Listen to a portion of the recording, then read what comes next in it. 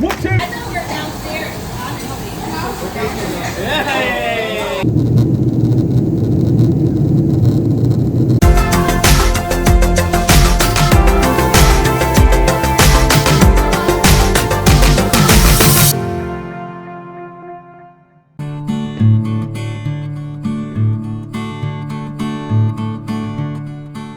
Hi, എൻ്റെ American യാത്രകളുടെ അവസാന എപ്പിസോഡിലേക്ക് സ്വാഗതം. ഇന്ന് പകൽ സമയം മുഴുവനും വീട്ടിനുള്ളിൽ തന്നെയായിരുന്നു. 20 ദിവസമായി അമേരിക്കയിൽ വന്നിട്ട് നല്ല ക്ഷീണമുണ്ട്.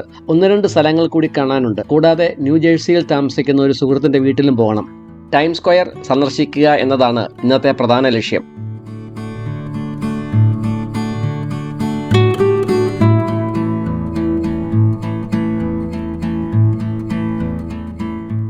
മാൻഹട്ടന്റെ ഹൃദയഭാഗത്ത് ബ്രോഡ്വേയുടെയും 7th അവന്യൂവിന്റെയും കവലയിൽ സ്ഥിതി ചെയ്യുന്ന ടൈംസ് സ്ക്വയർ ന്യൂയോർക്ക് നഗരത്തിലെ ഏറ്റവും പ്രശസ്തവും ഊർജ്ജസ്വലവുമായ ലാൻഡ്മാർക്കുകളിൽ ഒന്നാണ്. ലോകത്തിന്റെ ക്രോസ് റോഡ് എന്നറിയപ്പെടുന്ന ഇത് വിനോദസഞ്ചാരികൾ, തിയേറ്ററുകൾ, തദ്ദേശീയർ എന്നിവരുടെ ഒരു പ്രധാന കേന്ദ്രമാണ്. മിന്നിത്തിളങ്ങുന്ന ലൈറ്റുകൾ, കൂറ്റൻ ഇലക്ട്രോണിക് പരസ്യ ബോർഡുകൾ, തിയേറ്ററുകൾ, തിരക്കേറിയ അന്തരീക്ഷം എന്നിവയ്ക്ക് പേരുകേട്ട ഈ പ്രദേശം ഓരോ വർഷവും ദശലക്ഷക്കണക്കിന് ആളുകളെ ആകർഷിക്കുന്ന ഒരു വാണിജ്യ സാംസ്കാരിക കേന്ദ്രമാണ്.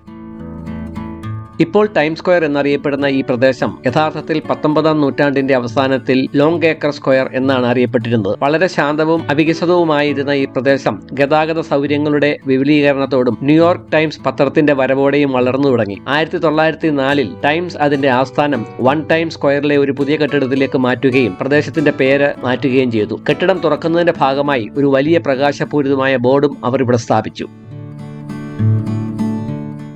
1907-ലാണ് ടൈംസ് സ്ക്വയറിലെ പുതുവത്സരത്തിൽ നടക്കുന്ന ആദ്യത്തെ ബോൾ ഡ്രോപ്പ് നടന്നത്. എല്ലാ വർഷവും നടക്കുന്ന ഈ ഇവന്റ് ലോകമെമ്പാടും പ്രക്ഷേപണം ചെയ്യുന്ന ഇന്ന് ദശലക്ഷക്കണക്കിന് ആളുകളെ ആകർഷിക്കുന്ന ഒരു ആഘോഷമാണ്. 5000 കിലോയിലധികം ഭാരമുള്ളതും 2688 ക്രിസ്റ്റൽ ത്രികോണങ്ങളാൽ പൊതിഞ്ഞതുമായ ഒരു ഐക്കണിക് ബോൾ പുതുവർഷത്തിന്റെ തുടക്കത്തെ പ്രതീകപ്പെടുത്തുന്ന 70 അടി ഉയരമുള്ള കൊടിമരത്തിന്റെ താഴെ എത്തുമ്പോൾ പുതുവർഷം തുടങ്ങുന്നു. ന്യൂയോർക്ക് ടൈംസിന്റെ ആസ്ഥാനമായിരുന്ന കെട്ടിടത്തിന്റെ മുകളിലാണ് ഈ കൊടിമരം സ്ഥാപിച്ചിരിക്കുന്നത്. സംഗീത പ്രകടനങ്ങൾ, സെലിബ്രിറ്റികളുടെ പ്രകടനങ്ങൾ എന്നിവരുടെ അകമ്പടിയോടെ നടക്കുന്ന ഈ കൗണ്ട് ഡൗൺ ആഘോഷം കാണാൻ ദശലക്ഷക്കണക്കിന് ആളുകൾ ഇവിടെ തടിച്ചുകൂടുന്നു. ഇന്ന് ടൈംസ് സ്ക്വയർ രാത്രിയിൽ ദൃശ്യവിസ്മയം സൃഷ്ടിക്കുന്ന അതിന്റെ കൂറ്റൻ ഡിജിറ്റൽ ബിൽബോർഡുകൾക്കും നിയോൺ ചിഹ്നങ്ങൾക്കും പേരുകേട്ടതാണ്. ആഡംബര ഉൽപ്പന്നങ്ങൾ മുതൽ ഹോളിവുഡ് സിനിമകൾ വരെ ഈ ബിൽബോർഡുകൾ അവതരിപ്പിക്കുന്നു. 1920 മുതൽ ഈ ലാൻഡ്സ്കേപ്പിന്റെ ഭാഗമായ കൊക്കക്കോള ചിഹ്നം പ്രദേശത്തെ ഏറ്റവും തിരിച്ചറിയാവുന്ന പരസ്യങ്ങളിൽ ഒന്നാണ്.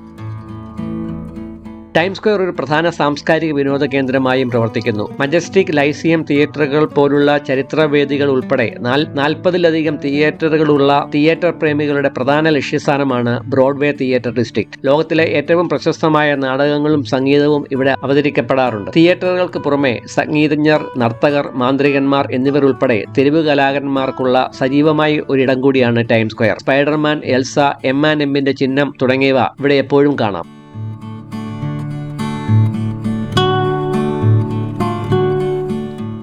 ഉയർന്ന ദൃശ്യപരതയും കാൽനടയാത്രയും കണക്കിലെടുത്ത് ടൈംസ് സ്ക്വയർ ഇന്ന് പൊതുപ്രകടനങ്ങളുടെയും സാമൂഹിക പ്രസ്ഥാനങ്ങളുടെയും ഒരു കേന്ദ്ര ബിന്ദുവായി മാറിയിരിക്കുന്നു. ഇന്ന് ഈ പ്രദേശം പതിവായ റാലികളും പ്രതിഷേധങ്ങളും നടക്കുന്ന ഒരു സ്ഥലം കൂടിയാണ്. ആർക്കും വേണമെങ്കിൽ ഒരു കസേരയിട്ടിരിക്കാവുന്ന ഒരു സ്ഥലം കൂടിയാണ് ടൈംസ് സ്ക്വയർ. ഓരോ ദിവസവും 3,30,000 സന്ദർശകർ കടന്നു പോകുന്നതായി കണക്കാക്കപ്പെടുന്ന ഈ സ്ഥലം ആളുകൾക്ക് വിശ്രമിക്കാനും ചടുലമായ അന്തരീക്ഷം ആസ്വദിക്കാനും പറ്റിയ സ്ഥലമാണ്. ഇന്ന് ഞാൻ ന്യൂജേഴ്സിയിലുള്ള ഞങ്ങളുടെ കുടുംബ സുഹൃത്തായ സാജന്റെ കൂടെയാണ് താമസിക്കുന്നത്. സാജന്റെ പുതിയ വാഹനമായ റേഞ്ച് ഓവറിന്റെ ഡിഫൻഡർ എന്ന കാറിലാണ് സാജന്റെ താമസ സ്ഥലത്തേക്കുള്ള യാത്ര. മാൻഹാട്ടനിൽ നിന്ന് ഏകദേശം 15 കിലോമീറ്റർ അകലെ ന്യൂയോർക്കിന് തെക്കുഭാഗത്താണ് ന്യൂജേഴ്സി സ്ഥിതി ചെയ്യുന്നത്. വടക്ക് ന്യൂയോർക്ക് അതിർത്തിയായുള്ള ന്യൂജേഴ്സി അതിൻ്റെതായ സർക്കാരും നിയമങ്ങളും ഐഡന്റിറ്റിയുമുള്ള വടക്ക് കിഴക്കൻ യുണൈറ്റഡ് സ്റ്റേറ്റ്സിലെ ഒരു പ്രത്യേക സംസ്ഥാനമാണ്. ന്യൂജേഴ്സിയും ന്യൂയോർക്കും വ്യത്യസ്തമാണെങ്കിലും അയൽക്കാരായ അവർ ശക്തമായ സാമ്പത്തിക, സാംസ്കാരിക ബന്ധങ്ങൾ പങ്കിടുന്ന സംസ്ഥാനങ്ങളാണ്.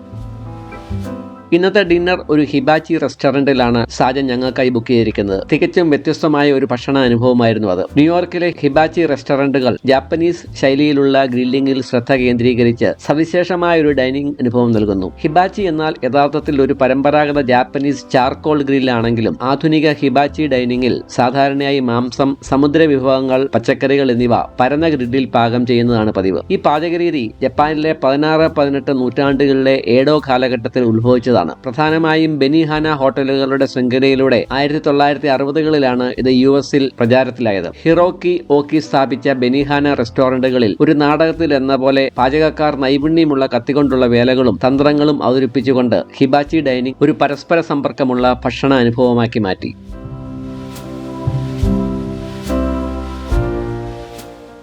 ഫ്രൈഡ് റൈസ്, നൂഡിൽസ് എന്നിവയ്ക്കൊപ്പം സ്റ്റീക്ക്, ചിക്കൻ, ചെമ്മീൻ, ലോബ്സ്റ്റർ, പച്ചക്കറികൾ ഉൾപ്പെടെ നിരവധി ഗ്രിൽ ചെയ്ത ഇനങ്ങൾ ഹിബാച്ചി റെസ്റ്റോറന്റ് മെനുകൾ വാഗ്ദാനം ചെയ്യുന്നു. സോയ അല്ലെങ്കിൽ വെണ്ണ അടിസ്ഥാനമാക്കിയുള്ള സോസുകൾ ഇവയുടെ രുചി വർദ്ധിപ്പിക്കുന്നു. ഇതിന്റെ അവതരണമാണ് ഹിബാച്ചിയുടെ പ്രത്യേകത. പാചകക്കാർ തമാശകൾ പറഞ്ഞുകൊണ്ട് ചേരുവകൾ മുകളിലേക്ക് എറിഞ്ഞുകൊണ്ടും ഉള്ളിയിൽ ചെറിയ തീക്കൂമ്പാരങ്ങൾ സൃഷ്ടിച്ചുകൊണ്ടും നാടകീയമായ പ്രകടനങ്ങൾ നടത്തിയാണ് പാചകം ചെയ്യുന്നത്. ഒരേ ഗ്രില്ലിന് ചുറ്റുമിരിക്കുന്ന അതിഥികൾ പരസ്പരം ഇടപഴകുന്നത് ഒരു സാമുദായിക ഡൈനിങ് അന്തരീക്ഷവും സൃഷ്ടിക്കുന്നു. രുചികരമായ ഭക്ഷണത്തോടൊപ്പം വിനോദവും സംയോജിപ്പിച്ച് ന്യൂയോർക്കിലെ വൈവിധ്യമാർന്ന ഡൈനിങ് രംഗത്തിന്റെ ജനപ്രിയ ഭാഗമായി ഹിബാച്ചി മാറിയിരിക്കുന്നു.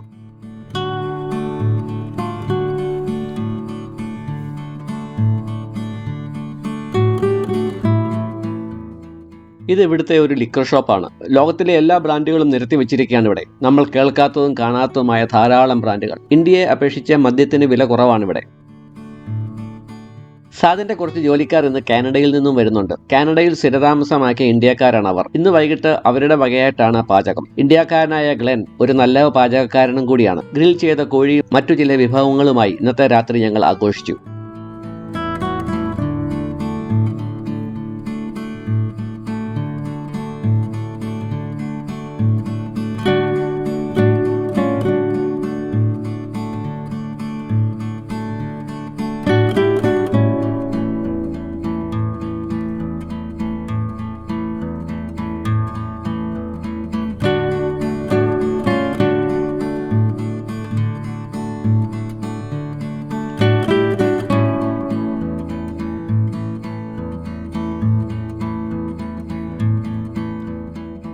ഞങ്ങൾ സ്റ്റാറ്റൻ ഐലൻഡിലേക്ക് തിരിച്ചു പോവുകയാണ്. നാളെയാണ് ഞങ്ങൾക്ക് ഇന്ത്യയിലേക്ക് മടങ്ങിപ്പോകേണ്ടത്.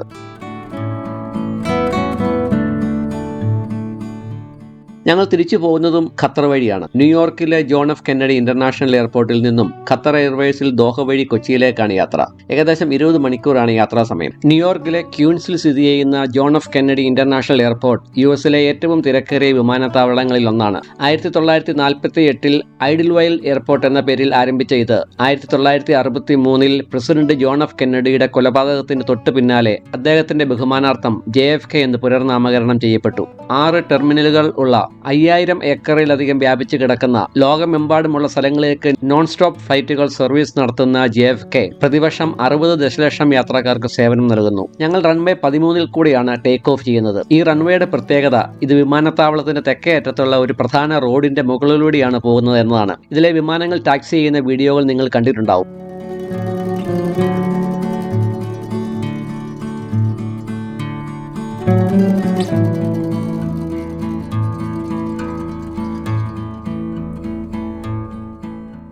ദോഹയെ സമീപിക്കുമ്പോൾ നഗരത്തിന്റെ ആകാശ കാഴ്ച അതിശയിപ്പിക്കുന്നതാണ്. ഈ കാണുന്നത് പേൾ ദ്വീപ് അല്ലെങ്കിൽ പേൾ ഖത്തർ എന്നറിയപ്പെടുന്ന 40 ലക്ഷം ചതുരശ്ര മീറ്റർ വിസ്തൃതിയുള്ള ആഡംബരപൂർണമായ ഒരു മനുഷ്യനിർമ്മിത ദ്വീപാണ്. 2004-ൽ നിർമ്മാണം ആരംഭിച്ച് 2009-ലാണ് ഈ ദ്വീപ് താമസക്കാർക്കും ബിസിനസ്സുകാർക്കുമായി തുറന്നുകൊടുത്തത്. മെഡിറ്ററേനിയൻ വാസ്തുവിദ്യയിൽ നിർമ്മിച്ചിട്ടുള്ള ഈ ദ്വീപിൽ ഉയർന്ന റെസിഡൻഷ്യൽ ഏരിയകൾ, മറീനകൾ, ഫൈൻ ഡൈനിങ് കഫേകൾ, ബോട്ടിക്കുകൾ, റീറ്റെയിൽ ഔട്ട്ലെറ്റുകൾ എന്നിവയൊക്കെ ഉണ്ട്. ഖത്തറിലെ ഉന്നതരുടെയും പ്രവാസികളുടെയും ഒരു കേന്ദ്രം എന്ന നിലയിൽ ദോഹയുടെ സമ്പത്തിന്റെയും പരിഷ്കാരത്തിന്റെയും ഖ്യാതി വിളിച്ചറിയിക്കുന്ന ഒന്നാണ് പേൾ ഖത്തർ.